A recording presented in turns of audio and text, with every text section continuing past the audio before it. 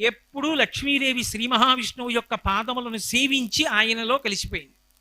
అంటే ఎందుకంటే ఆయనకి కాళ్ళు నొప్పా ఏమిటి? ఎప్పుడు ఆయన పాదముల దగ్గర కూర్చుని ఎందుకు అలా ఒత్తించుకుంటూ ఉంటాడు? లేకపోతే ఆయనకి స్త్రీల మీద ఏమైనా చులకనా?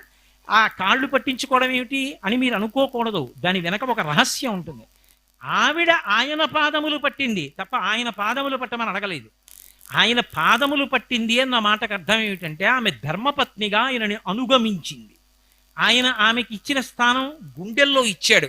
లక్ష్మీం క్షీరసముద్రనాజతనయాం శ్రీరంగధామీశ్వరీం ఈశానాం జగతోస్య వెంకటపతేర్ విష్ణోః పరాం ప్రేయసీం తద్వక్షస్థల నిత్యమాసరసికాం తక్షాంతి సంవర్ధినీం పద్మాలంకృత పాణిపల్లవ యుగాం పద్మాసనస్తాం శ్రియం వాత్సల్యాది గుణోజ్వలాం భగవతీం వందే జగన్మాతరం గుండెల్లో పెట్టుకున్నాడు. అంటే భర్తని అనుగమించిన భార్య ఎవరుంటుందో ఆమె ఆయన గుండెల్లోకి చేరుతుంది.